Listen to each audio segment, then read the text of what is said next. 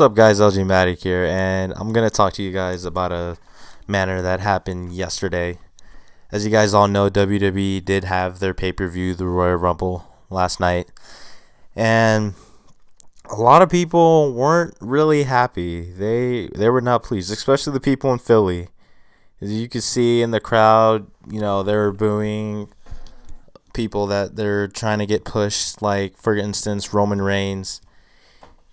People did not like the fact that Roman Reigns is getting shoved down people's throats. Point being that, especially when they had their most favorite superstar, Daniel Bryan, get thrown out early into the Royal Rumble match. Now, I don't know about you guys, but I was really disappointed to see that because Daniel Bryan didn't even last, not even 10 minutes in that match. And it was really disappointing to see my boy go down like that.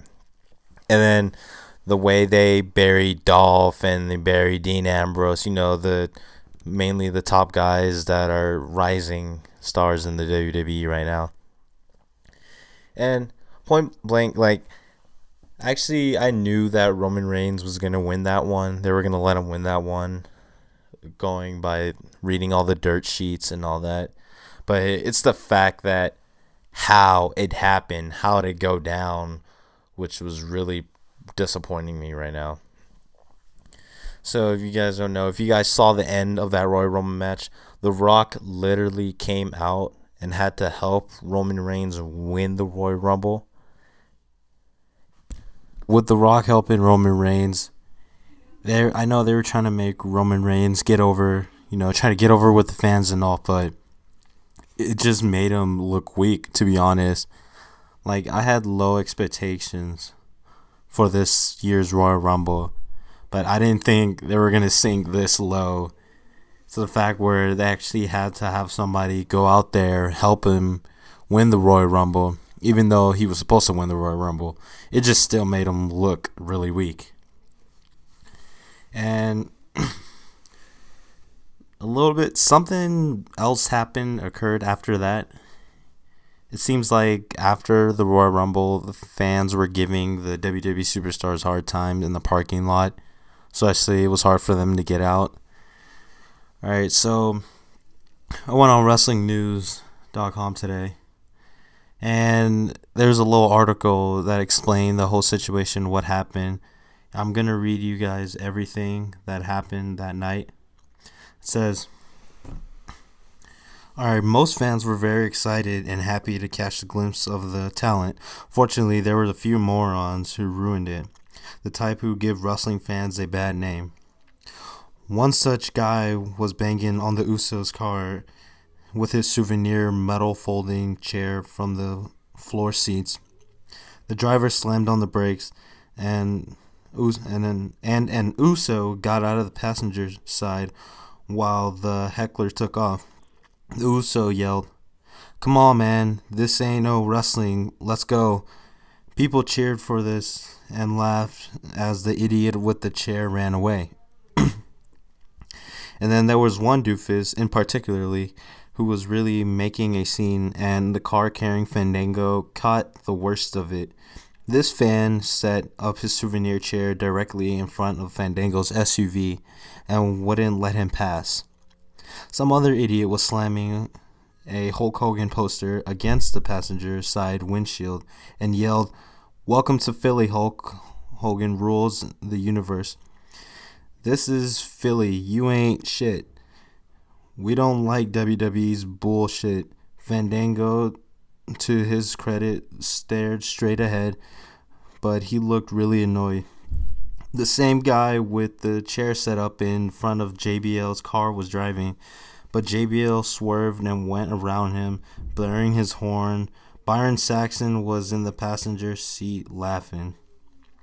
Paige was super cool. Her driver beeped the horn as Paige rolled down the window and slapped hands with fans.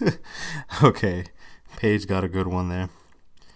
Ryback was also awesome. He rolled down his window of his truck and pumped his fist in the crowd, chanting, "Feed me more." He was laughing and smiling. Okay, I guess he got a good one too. Cameron was driving a red Camaro. She rolled down her window while stopped in traffic to talk to the fans. Very cool gesture. Other superstars and divas waved politely, smiled, and drove by, including Cody Rhodes and Eden, Lillian Garcia, and Tyson Kidd and Natty. Some were just faced and stared straight ahead, including Luke Harper, Eric Rowan, Ms. Dow, Ziggler. With Ziggler, people were chanting, "You got screwed," even though he was just ignoring them. Kane looked hilarious in his tiny Mazda and J&J security. For the most part, everyone, the fans, the talent, were pretty cool, but there were some bad apples in the bunch causing a scene and annoying the superstars. So, reading that, I don't know what's wrong with people doing that. I get you're upset over what just happened, but there's ways to act. Can't really point fingers entirely at the entire WWE company, but mainly towards Vince McMahon, because he feels like, oh, you gotta cheer on the baby face and always gotta boo the heel. But as the real wrestling fans know, it's not really that much all about that. If you're like me, I go based on your skill. You got ring ability, you got ring psychology, you gotta have, cut the perfect promo. It doesn't have to be perfect, but at least cut a decent promo. And that's just one of those things Roman can't do. And also, you gotta have the integrity, the tenacity to really showcase yourself as a real superstar. And that's just my opinion on what people could or should be cheering for in the wrestling business. Twitter, social media, with the hashtag cancel WWE Network has been going around. It's really giving WWE a bad name. And I just want to know how they're going to recover from this, what they're going to do to prevent this to continue going on. I don't know how they're going to do it, but they better think of something, because this is not looking well. See, this is what happens when you try to mess with the fans in the WWE universe. Alright, some of you may or may not agree with me or for what I have to say, for this is just my standpoint of seeing this whole thing. Because, just going by what I read from the internet, the facts, and also actually watching the pay-per-view, listening to that crowd, because that crowd was real. They knew how to deliver. Like, they knew when something bad was going on, and really respect that, because there's some people that fake it just because they're diehard WWE fans, like, oh, this is great, but the Philly crowd was real at that time. It was crazy. Felt like a ECW crowd at One Night Stand. Except for the hostility part.